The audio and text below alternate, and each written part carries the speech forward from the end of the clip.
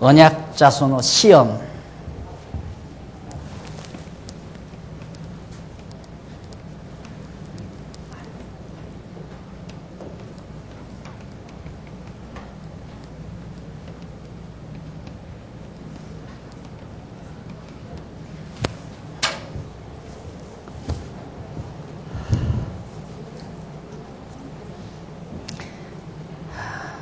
사사기는 여호와 하나님께서 이방 민족을 들어서 이스라엘 자손을 시험하시는 섭리 내용입니다. 아주 간단하게 요약 중에 사사기가 뭔가, 여호와 하나님께서 이방 민족, 하나님의 택한 백성이 아닌 다른 민족을 들어서 이스라엘 자손을 시험하는 내용이 바로 사사기 내용이다. 그러니까 왜 하나님께서는 저렇게 택자들이 아닌 자들을 왜 저렇게 이 세상에 태어나서 살게 하시는가? 우리를 시험하는 시험관이 되게 하시려고 그런 거예요. 그들을 통해서 우리를 때로는 괴롭게도 만들고, 그들을 통해서 우리들로 하여금 때로는 화나게도 하고, 그들을 통해서 우리들로 하여금 고통을 당하게도 하고, 불택자들을 통해서 그러려고 하나님께서는 택함 받지 아니한 이방 족속들을 이 세상에 태어나 살게 하는 거란 말입니다. 자, 이제 시각이 확 달라지죠? 그것만 우리가 확실히 믿어져도. 다시 말해서 별 볼 일 없는 사람들이다, 이 말이에요. 쉽게 말하면. 별 볼 일 없는 사람들이다. 결국 우리는 하나님의 아들들이고, 우리는 하나님의 아들들이에요. 저들은 하나님의 아들들을 때로는 보호하고, 때로는 때려주기도 하고, 때로는 고통도 당하게 하고, 이런 여러 가지 역할을 하나님의 아들들이 아닌 자들이 하는 거거든요. 하나님께서 때로는 그들을 통해서 우리를 보호해 주기도 해요.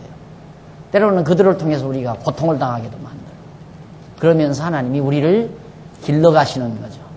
그러니까 하나님의 모든 섭리의 초점, 하나님의 살피심의 눈동자의 초점은 어디에 있는가? 우리에게 있는 거죠. 오늘 우리 택한 백성들에게 있고, 저들은 다 엑스트라에 불과한 것들.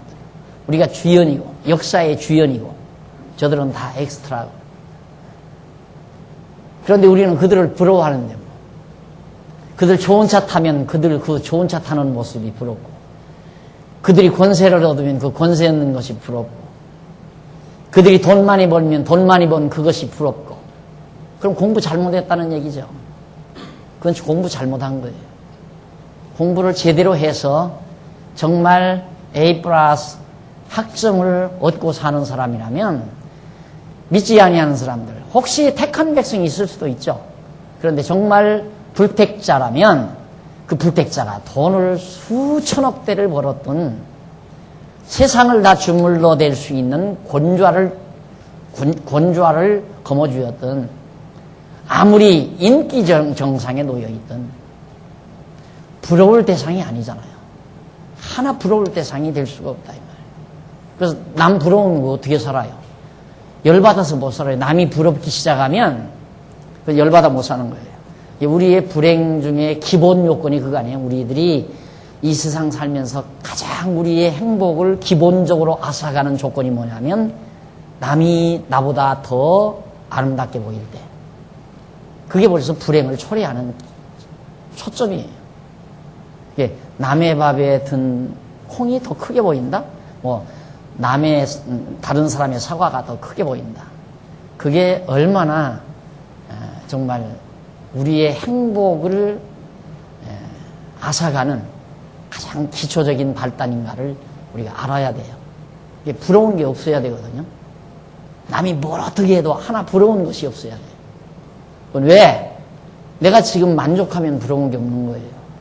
내가 지금 불만족스러우면 반드시 부러운 게 태어나죠. 야, 나는 저 사람만 같았으면 참 좋겠다. 친구들끼리 앉아서도, 친한 친구끼리, 야, 네 남편만 같으면 나는 매일 업어준다, 얘. 이렇게 되면 이제 참 곤란한 거죠. 가장 만족하고 행복한 마음을 내가 간직하고 있으면 아무것도 부러운 것이 없는, 그저 감사한 마음뿐인, 이것이 가장 정상적인 하나님의 자녀의 태도인데 우리가 어디 그래요? 때때마다 자꾸 그쪽으로 마음이 돌아가는 거예요. 안 그래요? 그래서 욕심이 생기다 보면 마음도 자꾸 움직이게 되고 감사하는 마음이 사라져버려요. 항상 우리는 계속해서 하나님과 나 사이에서 감사의 조건을 찾으려는 것이 아니라, 감사한 것을 얻으려는 것이 아니라 내 형편을 따져봐요. 내가 지금 내 형편이 이런데, 내 형편이 이런데, 이렇게 돼 있는데 어떻게 내가 행복할 수 있어? 어떻게 감사할 수 있어? 다 그래서 자기가 불만을 가지는 것에 대한 이유를 정당화하려는 어리석음을 버리잖아요, 사람들은. 이거 싹 버려버려야 돼요. 하나님과 나 사이에 언약 자손을 하나님이 계속 시험하시니까 나에게 좀 어두운 날이 온다 하더라도, 아, 하나님 또 시험지 주셨구나, 이렇게 생각을 하고 마음 차분히 가라앉혀서 시험 답안지를 들고 정확하게 답안지 작성을 할 생각을 하게 되면 그 순간 벌써 자기 자신이 정돈이 되잖아요. 그런데 시험지가 내게 주어졌을 때 당황하고, 뭐 이렇게 어려운 시험을 내가 치러야 돼, 귀찮아하고 괴로워하고, 그렇게 되면 이제 한동안 정말 고통을 계속 겪어야 되죠. 그래서 사사기 내용은 하나님께서 그동안 다 언약대로 다 이루어 주고 이제 한 가지 남은 언약은 왕을 세워서 다스려주는 일이거든요.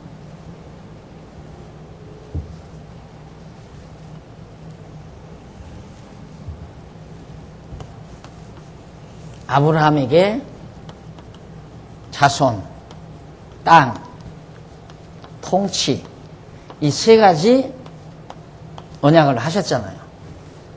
그런데 언약하셨는데 정말 그 언약대로 하나님께서 자손을 번창케 해주셨죠. 그것이 민수기 30장까지. 그리고 여호수아, 사사기 여호수아, 이때까지 바로 두 번째 이 땅 정복, 다 땅 차지하게 됐잖아요. 사사기 넘어왔어요, 지금. 사사기 때는 어떤 일이냐면 정복한 땅을 하나님께서 다시 뺏기게 했다가 도로 찾게 했다가 또 뺏기게 했다가 도로 찾게 했다가, 이것을 몇 번을 반복하느냐면 12서너 번을 반복을 해요. 그게 사사기에 나와요. 왜 주셨으면 도로 뺏기게 하느냐 이 말이죠. 또 뺏기게 했으면 왜 도로 찾게 하느냐 이 말입니다. 이유는 간단해요. 시험하려고. 그러니까 여러분들, 우리가 애써 돈 벌려고 살아가지만 하나님 편에서는 돈 주었다 뺏었다, 주었다 뺏었다, 그게 하나님 하시는 일이에요. 왜 주었으면 뺏어가지 말지, 왜 주어놓고 또 뺏어갈까? 시험하려고 그러는 거죠. 시험. 이유 있어요? 하나님께서 시험하려고. 이게 이제 하나님께서 해가시는 작업인데, 중요한 것은 여기서 사사시대에 지도자가 다 죽으니까 아까 말씀드린 대로 왕이 아직 안 주어졌어요. 왕이 아직 안 세워졌어요. 왕이 없잖아요. 여호수아 죽은 다음에.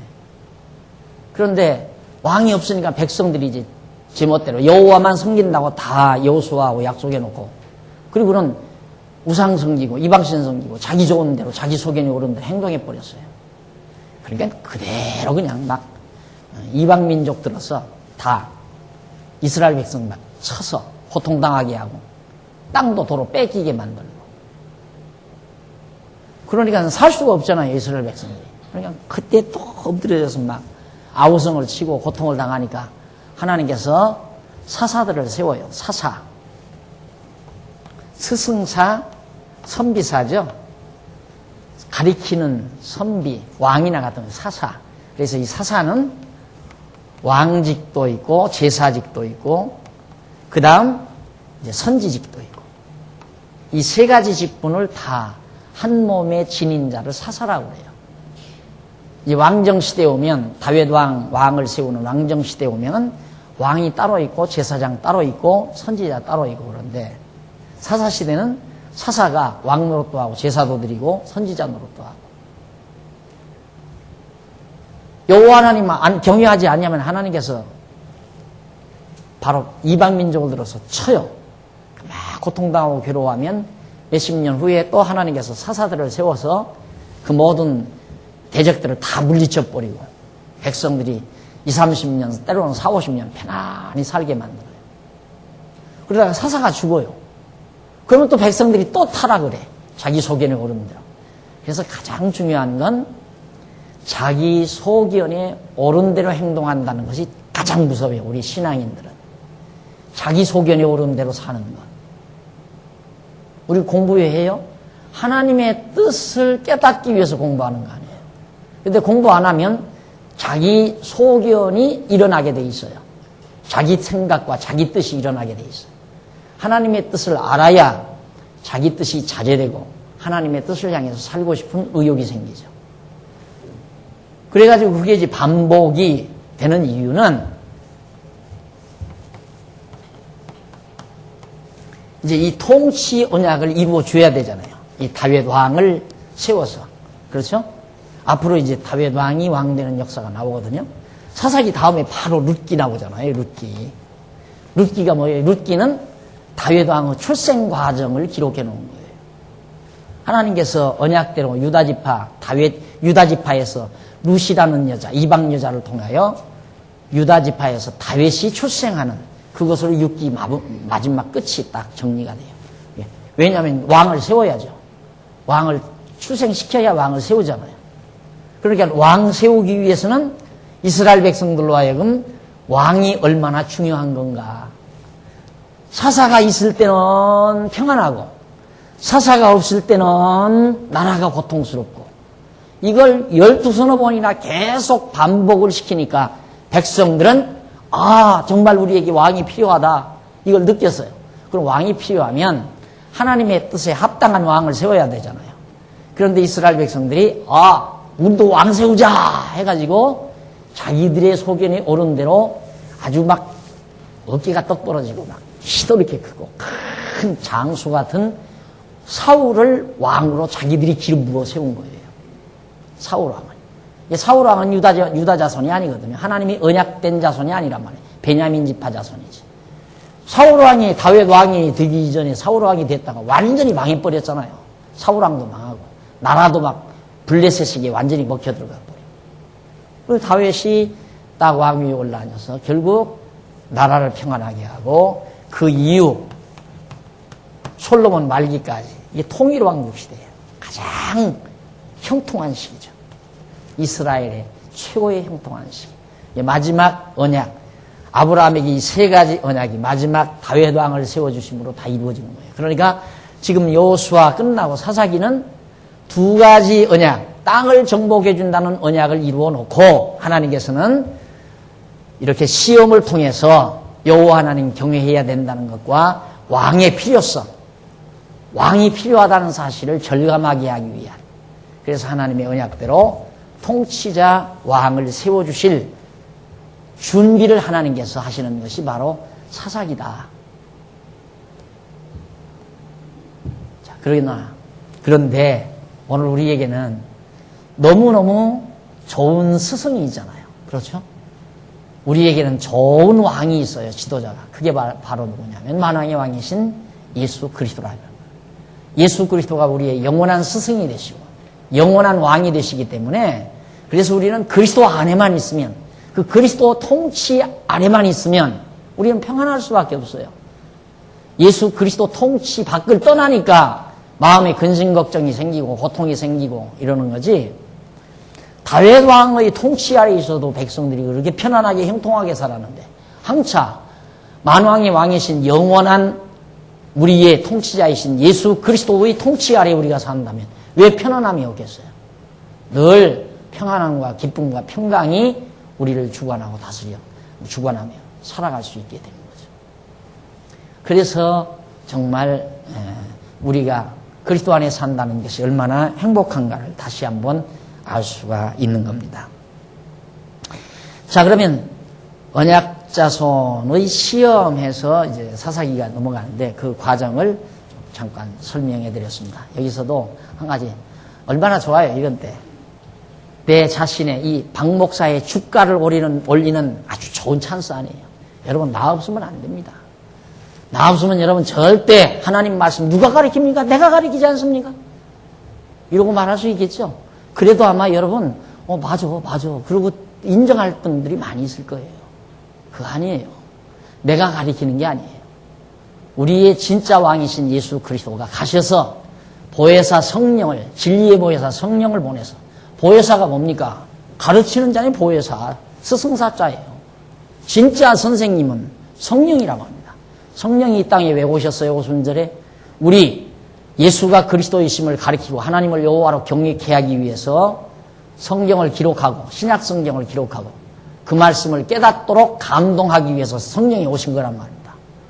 그 성령 스승님이 오셔서 여러분들을 가르치는데 저는 열심히 조교 역할을 하는 거예요. 조교 역할. 성령이 여기 와서 가르친다면 여러분들 다 눈 감고 공부해야 되잖아요. 이렇게 뭔가 이렇게 눈으로 뭐 환상으로 보이든가. 성령은 그렇게 역사하지 않아요. 그러니까 박용기라는 조교, 교수를 도와서 이렇게 심부름하는 조교를 세워가지고 성령께서 지금 여러분을 가르치는 거예요. 그러니까 지금 가르치는 나에게도 성령이 나에게 영감을 주시고 감동을 하시고 듣는 여러분들에게도 같이 성령께서 감동해서 우리로 하여금 깨닫게 하는 거거든요.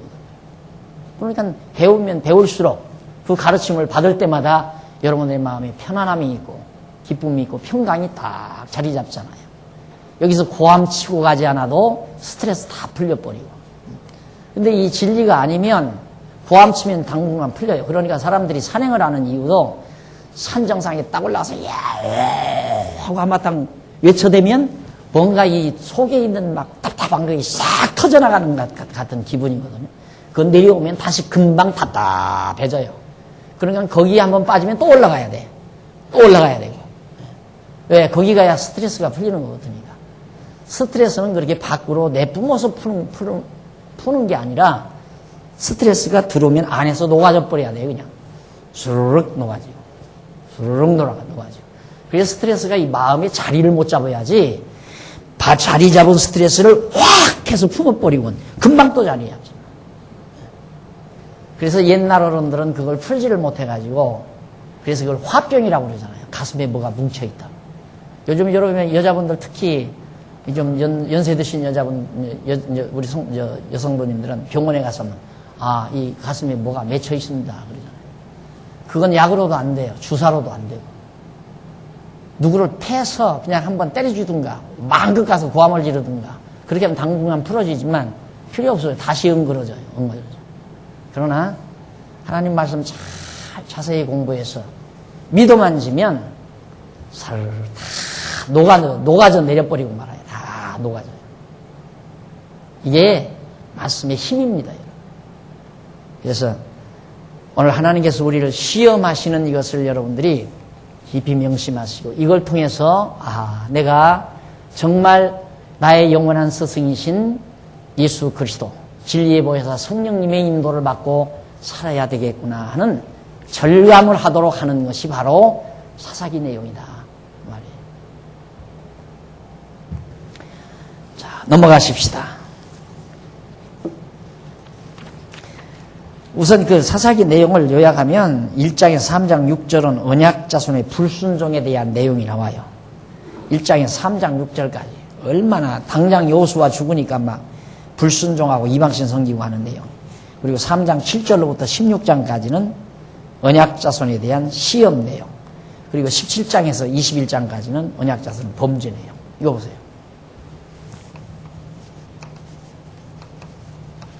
불순종, 시험, 범죄. 이거예요.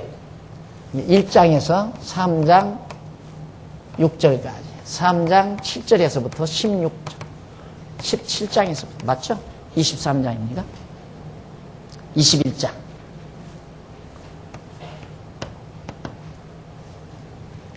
이게 다예요. 이스라엘 언약자손들이 하나님 앞에 불순종하고 우상 섬기고. 그래서 하나님이 3장 7절에서 16절까지 얼마나 내용이 많아요. 그 많은 내용.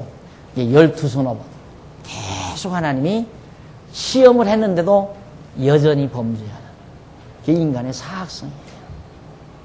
자기 믿으면 안 돼요. 자기 자신을 믿으면 안 된단 말이에요. 나도 마찬가지예요. 나도 여러분이 없으면, 또 이 교회가 없으면 나도 별 볼 일 없어요. 세상 밖에 나가 살다 보면 다 물들어 버리죠, 그냥. 누가 나한테 가르쳐 주는 사람들. 성경 공부도 안 하고. 그러다 보면 별 볼 일 없어요, 누구나. 그러니까, 이만하면 됐다. 그러니까 우리 우리 성도님들 가운데 처음에 딱 말씀 접하고 한 2, 3년 막 열심히 공부해요. 이제 다 알았다, 이거예요. 다 알았다. 참, 그게 큰 문제야. 다 알았다 해놓고 그냥 공부를 안 해. 그리고는 어디 가서 교회 이제 예를 들어 특히 지방교회 같은 데 보면 나는 박 목사님한테 직강 들었다. 그래서 목사를 우습게 하라. 목사하고 늘 충돌되는 사람이 나한테 직접 배운 사람들이야. 왜 그러냐면 나도 목사한테 배웠고 박 목사님한테 배웠고 당신도 박 목사님한테 배우지 않느냐. 니나 내나. 그래가지고 계속 충돌을 일으켜요. 공부도 잘 안 하면서. 그래서 교회들이 좀 시끄러운 교회들이 더러 지방에 우리 노회사나 들어 있는데 그건 착각이에요. 공부는 꾸준하게 항상 예를 들면 아이가 자라면서도 그러잖아요. 1살 때 먹는 이유식하고 2살 때 먹는 이유식이 다르고 3살 때 먹는 음식 다르고 10살 때 먹는 거 다르고 20대에 먹는 음식이 다르고 노인이 돼서 먹는 음식이 다 달라지잖아요. 다 차근차근 단계별로 음식도 그러듯이 우리의 신앙도 마찬가지.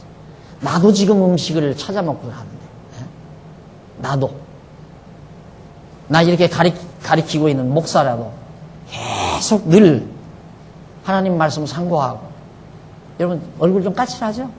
지난 며칠 동안 죽을 뻔해서 지금 소화도 잘 안 돼. 안 먹어지니까 먹을 수가 없으니까 꽉 맥혀가지고 뭔가 풀리질 않아. 그러니까 답답한 거죠. 이제 풀리고 나면 힘이 솟고.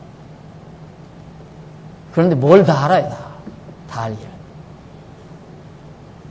이제 겨우 지금 오늘 막 지금 아가서 마무리 딱 하다가 지금 딱 나왔거든요. 그거 정신 막 폭 빠져가지고 그거 하다가 시간 놓친 거예요. 제가 잊어버리고.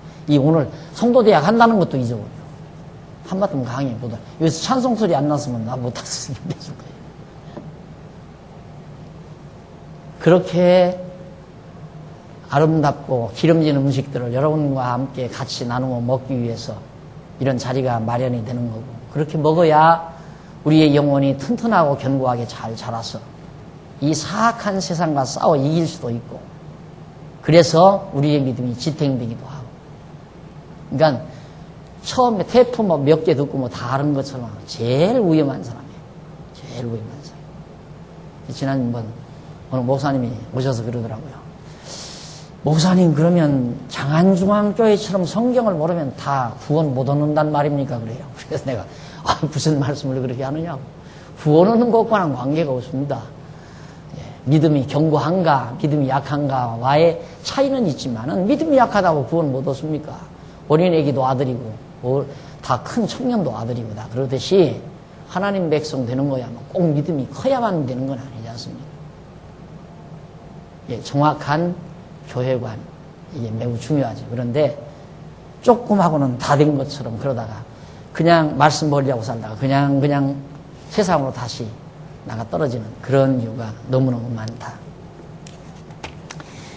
자, 그러면 그 다음 한번 보십시다. 1장 아까 말씀드린 대로 이스라엘의 불순종을 보여주는 섭리 내용이에요.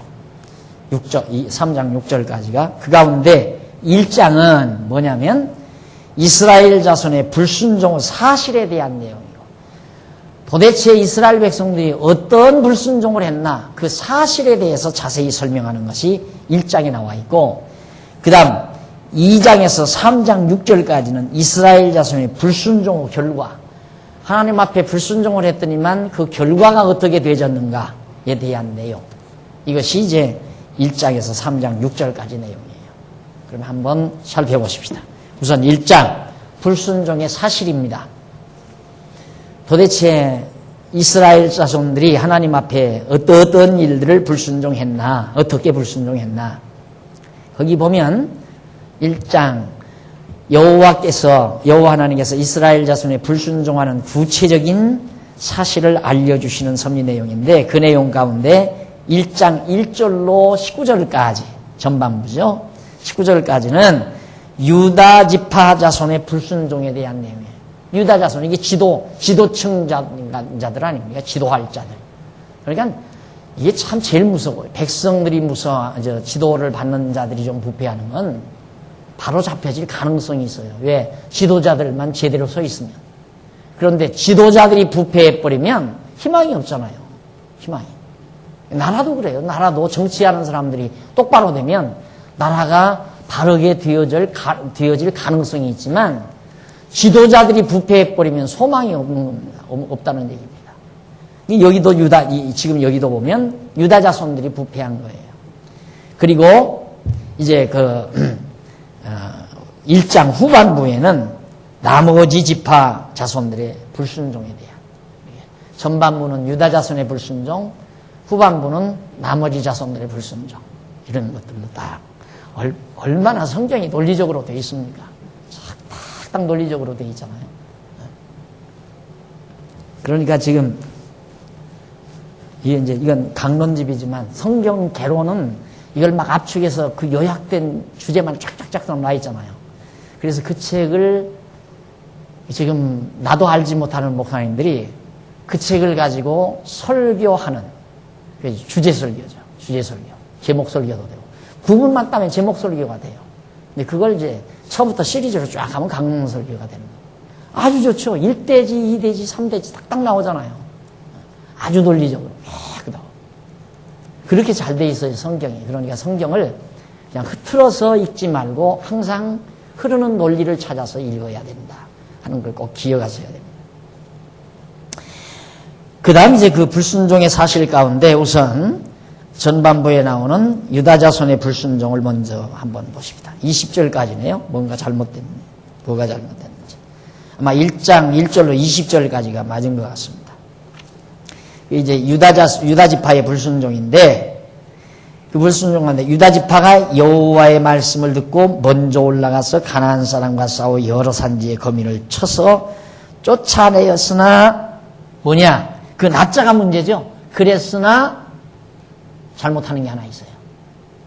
여호와의 말씀대로 저들이 올라가서 그대로 거민들, 산지에 있는 여러 거민들을 쳐서, 가나안 족속들을 쳐서 내쫓았는데, 그러나 나자 뭐냐?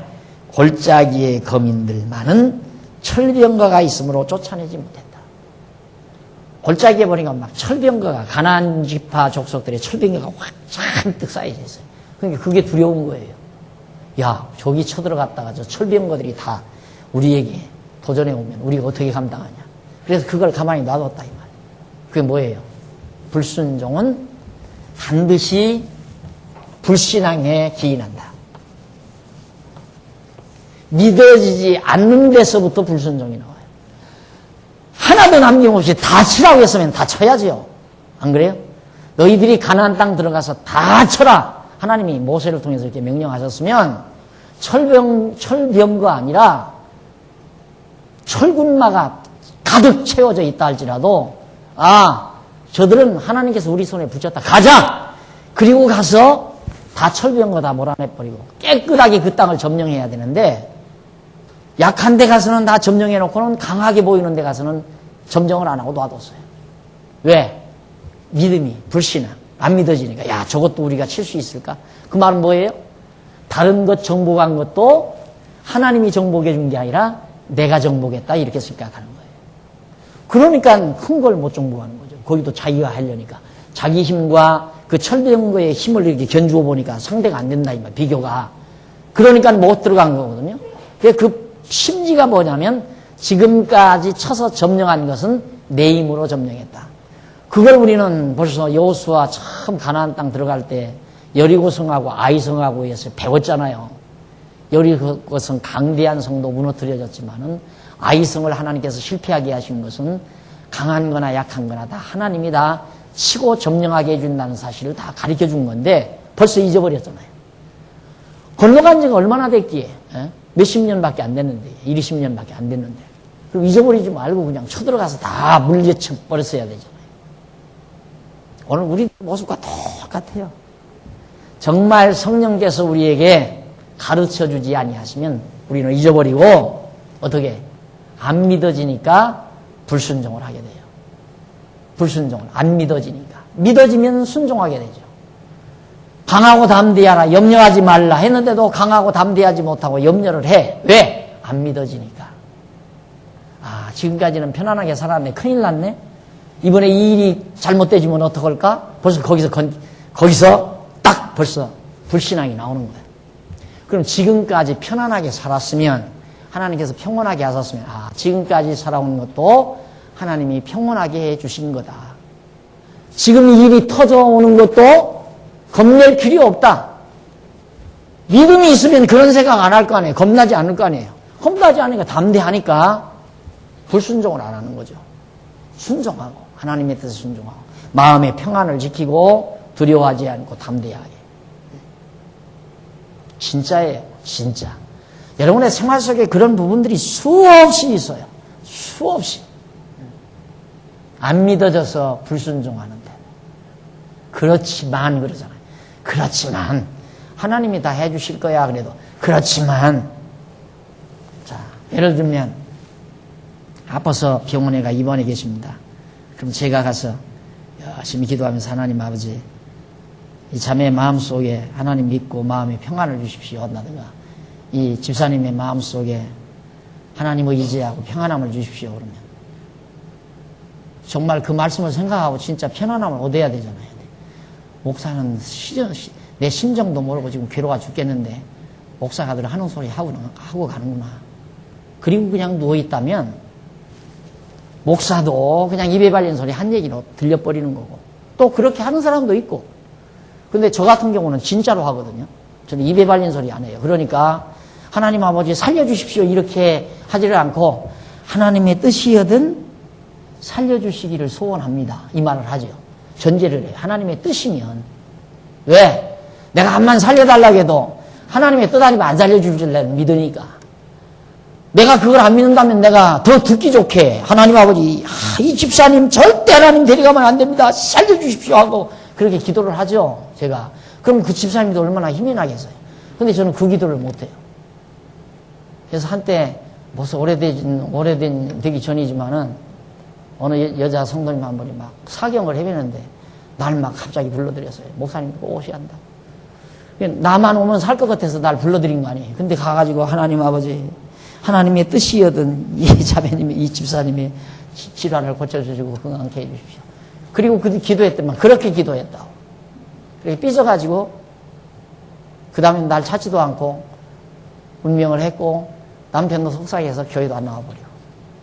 제가 목회를 그렇게 해요. 그러니까 사실대로 우리가 믿어야 돼요. 사실대로 그냥.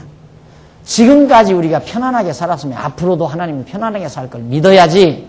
그게 안 믿어지면 어떻게? 이제 나온 대로 불순종이 나오고 불순종이 나온다는 건 마음의 근심걱정 한다는 얘기예요. 마음의 근심걱정. 그러니까 지금 여러분 마음에 평안함이 없고 근심걱정 한다는 건 지금 불순종하고 사는 사람이에요. 불순종하고. 그럼 불순종의 결과가 어떻게 나오나 한번 살펴보십시다. 조금 무서워요? 무서울 거 하나도 없어요.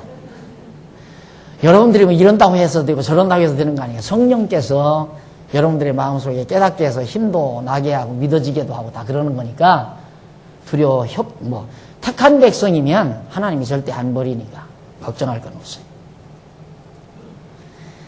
자, 골짜기의 거민들은 철병가가 있으므로 쫓아내지 못하였다. 이는 엄연한 여호와의 명하신 언약의 말씀에 대한 불순종이다. 그러나 그것은 여호와께서 그 땅 거민을 남겨두어 그들로 하여금 유다 자손을 시험하시려는 것이다.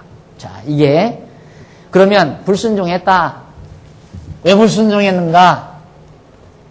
하나님께서 계획적이에요. 그것도. 불순종 아무나 하나? 하나님께서 불순종 가운데 가두어서 불순종하게 하는 거예요. 어쩔 거요? 이게 믿어져야 돼요. 한번 여러분 성경 찾아봐요. 거기 하나 해드려야 돼요. 2장 22절, 21절로 22절. 2장 21절로 미리 한번 찾아봐요. 앞으로 공부하겠지만.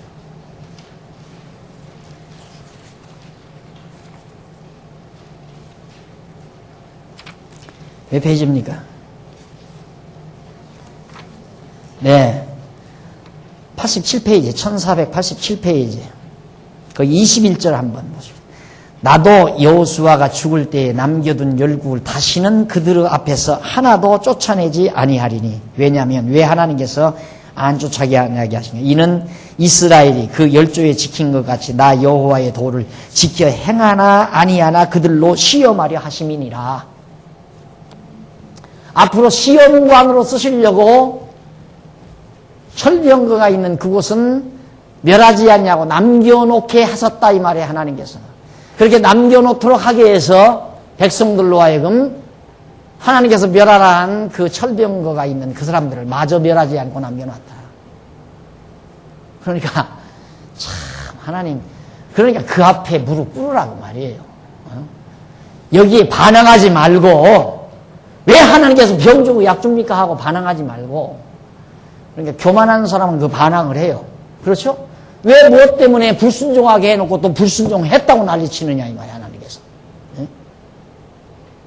하나님께서 그렇게 하시는 이유는 내가 전능자다 이 말이야. 내가 너희들 불순종하게도 하고 순종하게도 한다. 그러니까 내 앞에 무릎 꿇으라고 말이야. 하나님 앞에 겸손하게. 그래야 편안하죠. 그런 전능하신 하나님 앞에 무릎 다 꿇고 살면 세상 편안한 걸 그분하고 대항하고 그래 이길 자신 있어요? 하나님하고 대항해서 이길 자신이 있느냐 이 말입니다. 여러분들. 이길 자신 없잖아요. 이길 수가 없어요. 어떻게 하나님을 이겨요? 어림도 없지. 예, 여러분 이제 설교를 이렇게 할 수 있죠. 보십시오. 이스라엘 백성들은 하나님 앞에 불순종해서 망했습니다. 고통당했습니다. 여러분 불순종하면 망합니다. 불순종하지 말고 하나님을 순종하고 잘 사십시다. 순종이 제사보다 낫습니다. 하면 아유 이제부터 순종해야 하구나. 그게 일반적인 거 아니에요? 지금 나는 여러분들로서 순종하라 순종하지 말라가 아니에요. 뭘 누구를 가리켜요 지금? 하나님 가리키잖아요. 하나님이 이런 분이시라는 걸 가리키잖아요. 포인트가 거기 있잖아요. 성도대학 나와라 나오지 말라 내가 언제 그런 얘기 안 하잖아요. 왜 나오라 한다고 해서 나오는 거 아니고 나오지 말란다고 해서 안 나오는 거 아니니까. 그래서 나오고 싶으면 나오기 싫으면 말아라 이 말이지. 왜 하나님이 다 하시니까 그래. 하나님이 나와서 말씀 듣고 깨닫고 순종하며 살게 하시는 분도 하나님이시고 안 나와서 못 깨닫고 못 들어서 불순종하고 때로는 고통당하며 살게 하시는 분도 하나님이시고 하나님이 다 그렇게 하는 걸 내가 이래라 저래라 왜 하느냐 이 말이죠. 걱정할 거 없어요. 성령께서 다 그러니까 불순종하게 하시는 하나님이 좋아요 나빠요? 한번 이 질문을 하나 해보십시다. 하나님이 불순종하게 하면 좋아요 나빠요? 그 자체는 안 좋죠. 그렇죠? 그 자체만 따지면 안 좋지만 하나님의 전체적인 섭리를 보면 불순종하게 하는 것도 좋고 순종하게 하시는 것도 좋고. 왜? 그걸 통해서 시험을 통해서 내 학점이 올라가니까 성적이 올라가니까. 그렇죠? 시험 한 번씩 거치면 성적이 올라가잖아요. 그게 하나님이에요. 그러니까 하나님 절대 나에게 나쁘게 하는 게 아니라니까. 불순종하게 했다고 해서 기분 나빠할 거 없어요. 하나님이 참 잘하신 거예요. 내가 늘 강조하잖아요. 탕자가 아버지 곁을 떠난 게 잘한 일이에요? 잘못한 일이에요? 그거 대답하는 사람은 바보예요. 하나님이 떠나게 한 그 자체만 보면 나쁘죠. 그건 좋을 게 뭐 있어요. 그러나 떠났다가 돌아와서 아버지 사랑을 깨닫는 전체적인 섭리를 보면 참 잘한 거죠. 너무너무 잘한 거 아니에요. 안 떠났으면 그걸 어떻게 깨닫겠어요. 그런 것처럼 하나님께서 우리를 불순종하게 하시지 아니하시면 하나님을 어떻게 바르게 깨달아요. 그래서 불순종하며 사는 것도 잘하는 일이에요. 잘하는 일.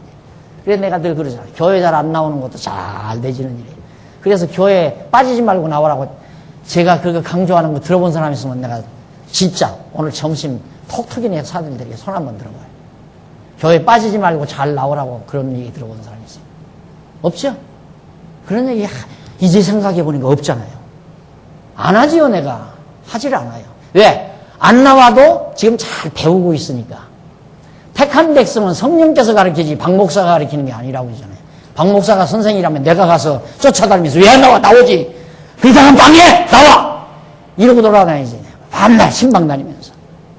그러면 엄붕이 사람들은 많이 나올지 모르지. 실속이 없어요. 아니에요. 공부 제대로 못 시키는 거예요. 안 나와도 걱정할 게 하나도 없어요. 하나 염려할 것도 없이.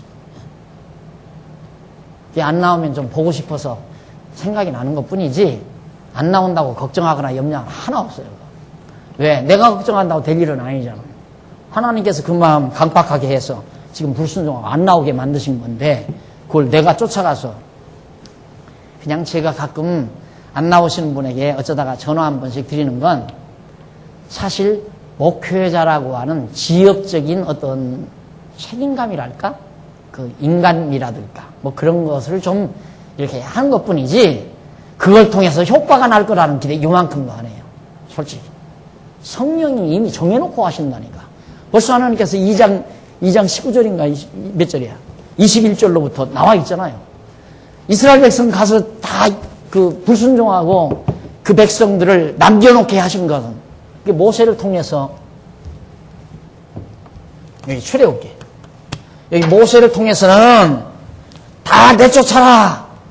그래 놓고는 하나님은 의중에 다 안 내쫓게 내가 해야 되겠다. 다 내쫓아라 해놓고는 내가 다 안 내쫓게 해야 되겠다. 왜?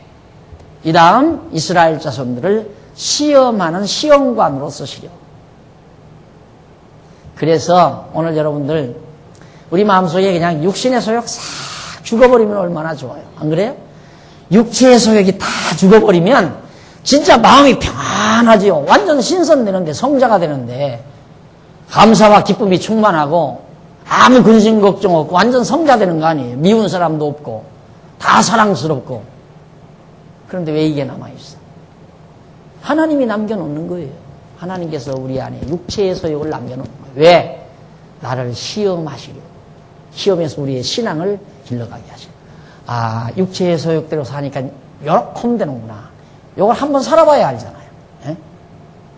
하나님께서 저 하늘에서 얘야 너 그렇게 육체의 소욕대로 살면 이렇게 된다 하고 말하는 것보다 더 강한 메시지는 탐자 돼지우리 보내듯이 우리들로 하여금 육체의 소욕대로 살도록 놔두는 거예요. 육체의 소욕대로 살다 보니까 결과가 이렇게 되거든. 이렇게 살면 이렇게 되는 거구나. 그건 죽어도 안 잊어버리죠. 한 번 경험했기 때문에. 그게 하나님의 교육 방법이에요. 그러니까 저는 그래요. 한 50대 되니까 후배들한테 그런 얘기가 나오더라고요. 야, 그래도 목회하려면 한 50대는 돼야 되겠더라.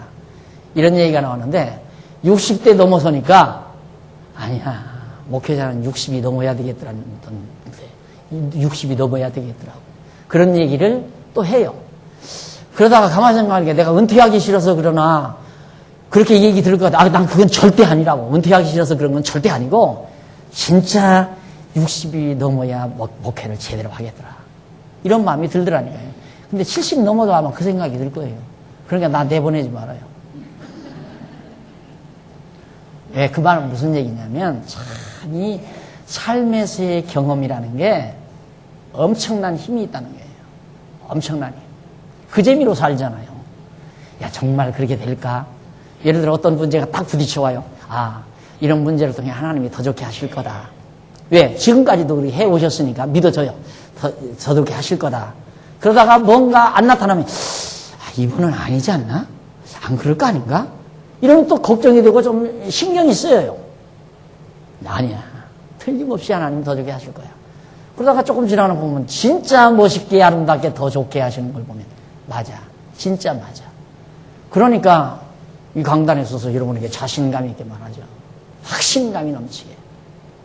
그거 없으면 내가 한 40대나 된다 하면 그 자신감이 안 나오죠. 응? 그럴 겁니다. 우리를 더 좋게 하실 겁니다. 우리 그렇게 믿고 사십시다. 이렇게 나오겠지만 지금은 그렇게 하실 겁니다. 그러지 않잖아요. 우리를 더 좋게 하십니다. 이렇게 나오잖아요. 좋게 하십니다. 딱 부러지게 나오잖아요.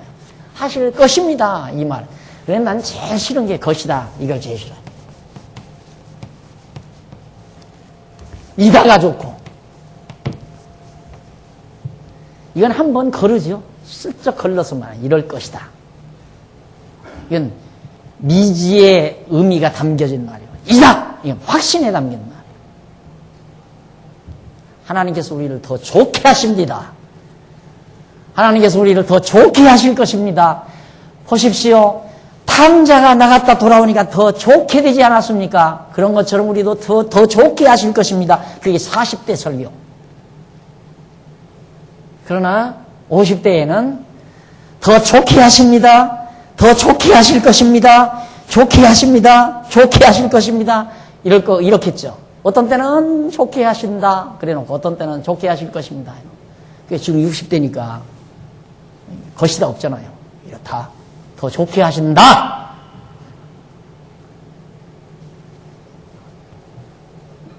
그래서 우리를 이 땅에 나이 오래 들도록 살게 하시는 이유가 확신 갖기 위해서. 하나님께서 믿음을 고구마처럼, 감자처럼 이렇게 생긴 쑥 우리 속에 집어넣는다면, 그건 뭐 몇십 년씩 뭐하러 걸려요? 그냥 몇 초 만에 집어넣어주고 줘버리고 말지. 우리 7, 80년 이 세상에 살게 하시는 이유는 여호와 하나님 살아계시고, 그분을 의지하고 경외케 하시는 믿음을 주기 위해서 오랜 세월 40년 동안 연단받은 이스라엘 백성도 지금 헛짓하고 있잖아요.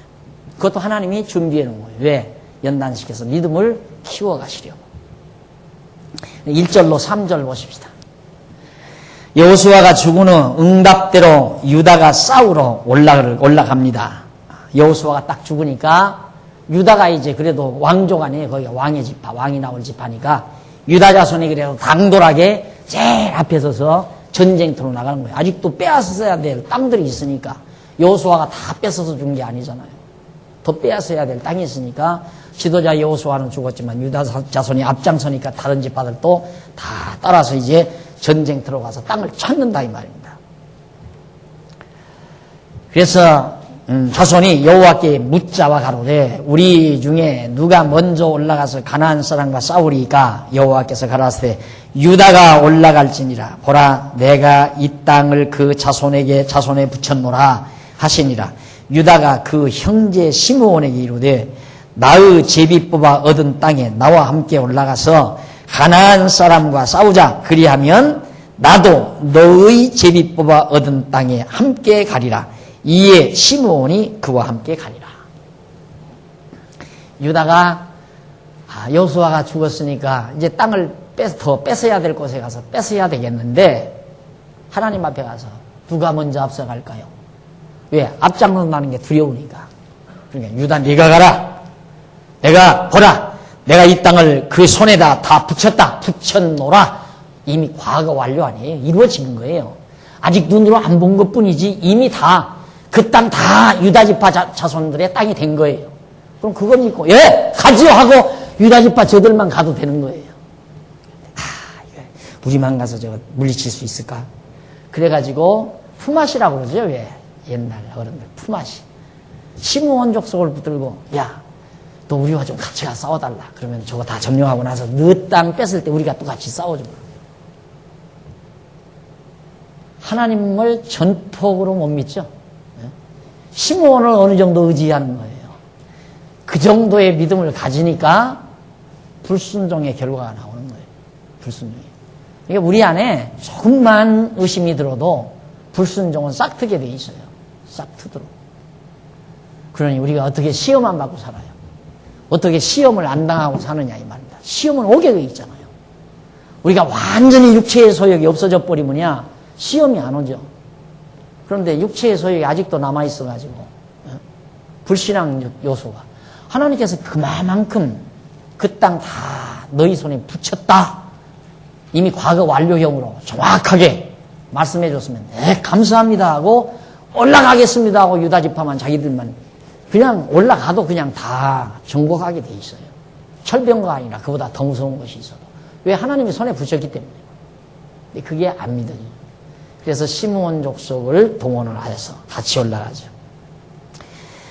자, 거기 보면 1절 초두에 보면 거기 이제 그 밑에서 1465페이지 밑에서 6째 줄, 7째 줄 뒷부분에 보면 와우라는 히브리어 접속사 하나 소개해드렸죠. 그말 무슨 얘기냐면 여호수아가 이렇게 진행이 되다가 지금 사사기가 이렇게 진행이 되잖아요. 사사기 내용이. 근데 제일 이 앞에 사사기 제일 앞에 문장에 이 와우라고 하는 접속사 그리고라고 하는 접속사가 붙었다 이 말이에요. 그건 뭘 뜻하느냐면 여호수아 내용과 사사기 내용은 따로 별도로 떨어진 게 아니라 같은 맥을 지니고 있는 내용이다라는 걸 우리에게 말해주는 거예요. 이건 매우 중요한 겁니다. 그러니까 지금까지 성경의 내용의 일관성이 감추어진 요인 중에 하나가 창세기, 출애굽기, 레위기, 민수기 이렇게 조목조목 제목이 붙은 거. 그게 큰 문제였어요. 그게 엄청난 함정이었어요. 원래 히브리어 성경에는 그게 없어요. 여기 지금 요 앞까지는 여호수아고 이 뒷부터는 사사기다. 그게 아니에요. 내용을 보니까 앞에는 여호수아가 활동한 시대고 뒤에는 사사들이 활동한 시대로구나. 그래서 뒤에 성경학자들이 사사기, 여호수아 이렇게 나눠놓은 거예요. 근데 본문은 그 제목 없어져 버리면 그냥 여호수아 죽은 다음에 계속해서 사사시대가 계속 진행되는 내용이에요. 그러니까 성경은 이렇게 일관되게 잘 연결이 돼 있는 거란 말입니다. 그런데 여기서 딱 잘라놓고 성경을 딱 잘라놓고서는 이제 설명을 하니까 여러 가지 어려운 문제가 생기는 거죠.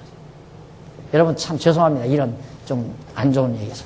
제 팔이 여기 붙어 있는데 내 몸 전체를 그렇게 보면 이 팔을 보고 이거 누구 거요? 그러면 박용규 거죠?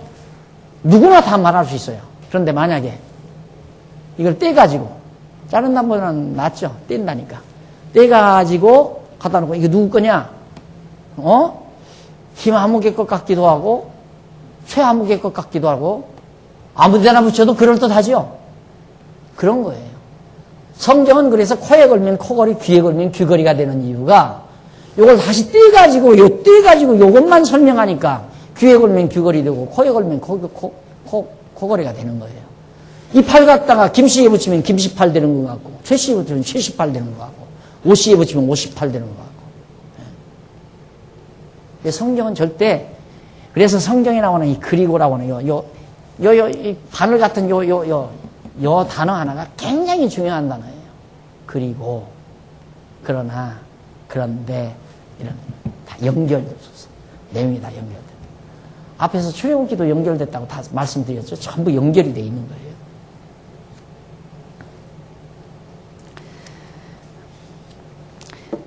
그래, 본문 초두에 이제 여호수아가 죽은 후에라는 내용이 여호수아가 마지막 부분에서 여호수아가 죽은 사실에 대한 내용과 빈틈없이 연결이 되죠. 그러나 여호수아가 사사기를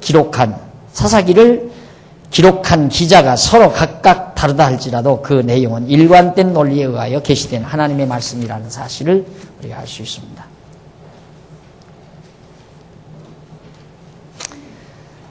자, 그 다음 이제 넘어가서 1장 4절로 7절 하는 것입니다. 1장 4절로 7절. 유다가 올라가매 여호와께서 가나안 사람과 브리스 사람을 그들의 손에 붙이신지라. 하나님께서 붙인다 했으니까 붙일 거 아니에요. 가나안 사람, 브리스 사람을 유다 자손들에게 붙였는데 그들이 베색에서 1만 명을 죽이고 대단하죠. 10,000명을 죽이고 또 베색에서 아도니 베색을 만나서 그와 싸워 가나안 사람과 브리스 사람을 죽이니 아도니 베색이 도망하는지라.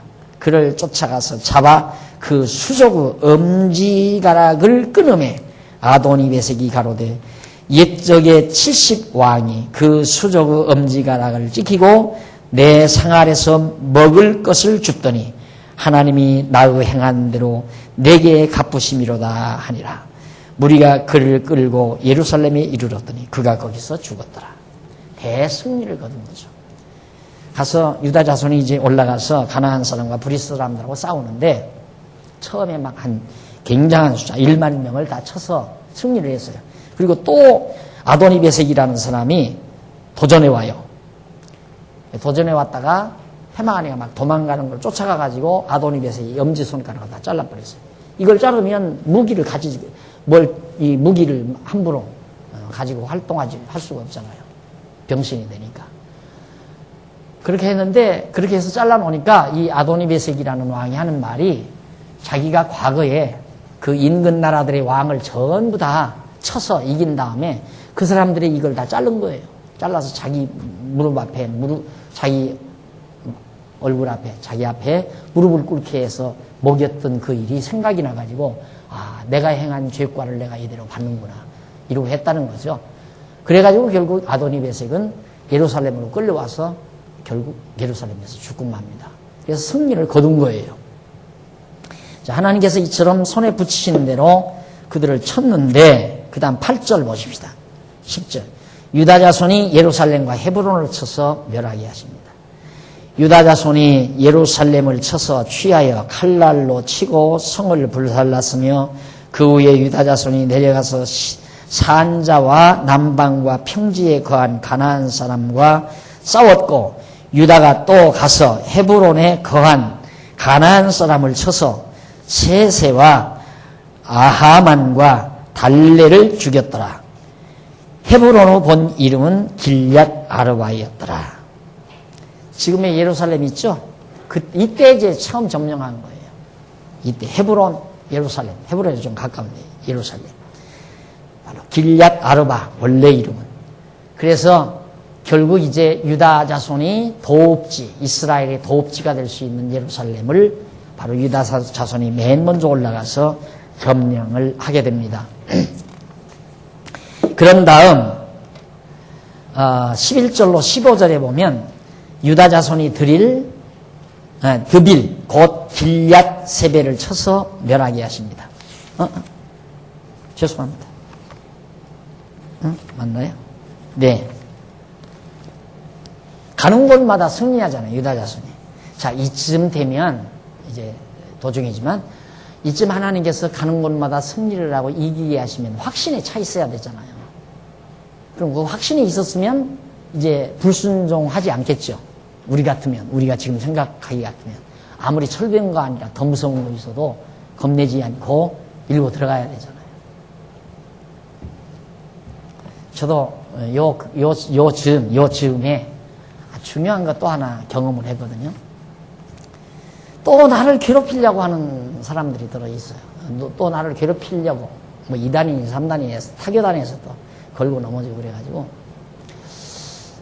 그래도, 하나님께서 이거 뭐 또 좋은 일을, 어떤 이 일을 통해서 어떻게 더 좋게 하시려고 그러시나 하고 이제 궁금했어요. 그래서 별로 나는 마음에 동요는 없이 그냥 간직하고 있었는데, 어느 동료, 우리 노회 목사님은 안 돼요. 어느 동료 목사님이 오셔서, 목사님, 그래도 인간 사회는 좀 정치를 해야 한다 이거예요.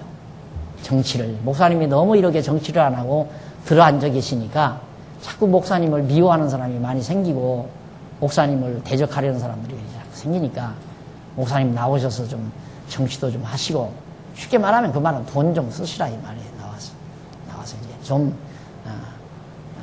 중요한 훌륭한 목사님들하고 좀 교제도 나누시고 그렇게 하라는 거죠. 그러다 보면 나 하는 일을 못 하는 거죠. 사실 많이 진척이 되는데 그 말을 하고 그 말을 딱 하는 말을 듣고 가만히 내가 생각하면서 자꾸 한동안 흔들리더라고요. 야, 이거 혹시 그래야 하는 거 아닌가? 또 지금 이렇게 교회가 이렇게 안정적으로 이런 정도 됐는데 또 문제가 발발해가지고 목사 목이 잘라졌느니 2단이니 3단이니 해가지고 교계신문에 난리가 나고 그러면 나만이 아니라 성도들까지도 다 괴로움을 당하는 거 아닌가? 이래가지고 자꾸 마음이 이럴까 저럴까 하면서 마음이 좀 편하면 없더라고요. 마음이 편안했으면 아마 했을 거예요. 그런데 마음이 편안함이 없어요. 그 생각을 하니까. 마음이 편안함이 없어가지고 하룻밤은 잠을 조금 설쳤어요. 그러고 나니까 아니다 이거. 마음이 편안하지 않은 것 보니까 아니다. 그리고 정신 차려서 가만히 생각해 보니까 다시 한번 되씹어 보니까 맞지. 내가 정치한다고 해서 내가 구설수에 안 오르고, 정치한다고 해서 구설수에 오르고 안 오르고, 안 한다고 해서 구설수에 오른다면 그건 사람의 힘에 의한 거 아니냐. 하나님 살아계시는데 그대로 마음이 편안해지더라고. 그런데 이 일이 너무너무 멋있게 그런 일이 있으면 얼마 안 있어서 바로 아름답게 잘 해결이 되더라고. 그러니까 유혹받으면 안 돼. 절대 유혹받으면. 정말 하나님 앞에서 확신 가지고 여러분들이 배운 대로, 이거 거짓이 아니에요. 지금 여러분이 배우는 이 진리가 그냥 종교적인 순간순간 사람들의 마음을 위로하기 위한 어떤 그런 불교의 어떤 그런 작품처럼, 불교의 뭐 그런 도리처럼 순간 마음을 갖다 이렇게 위로하는 그런 식의 내용이 아니에요. 이건 진리예요. 그냥 사실 그대로. 그러니까 마음 편안하게 살면 돼요. 그냥. 그래서 그걸 강조하잖아요. 그냥 여러분 마음 편안하게 감사가 넘치면 안전한 겁니다. 가장 안전한 겁니다. 돈 많고 적고가 중요한 게 아니고, 권세가 있고 없고가 중요한 것도 아니고, 인기가 있고 없고가 중요한 게 아니라 내 마음이 평안한가, 하나님 앞에서. 그게 가장 중요하니까 그걸 지키라고 자꾸 강조하는 이유가 바로 확신이 있으니까 그런 거예요. 사실 그렇잖아요. 내가 나가서 나라도 그렇겠어요. 나라도 내가 인간인데 나라도 누가 와서 나한테 아쉬워가지고 와서 점심 사고 옆에 와서 쫑알 내면서 가끔 가다가 아이고 기름이나 넣으시라고 해서 봉투나 좀 집어넣어주고 너 잘 걸렸다 이제. 너 잘 걸렸다. 그럼 어떻게 하겠어요 앞으로? 계속해서 가끔 가다가 통기침 한 번씩. 왜? 그래야 여기 봉투가 들어오지. 그럴 거 아니에요. 나 같은 좀 이 미련한 인간도 그런 머리를 쓰는데 아주 그런 세계에서 다 머리 쓰고 사는 사람들인데 내가 가서 그러면 너 잘 걸렸다. 마음대로 가지고 그래서 나와.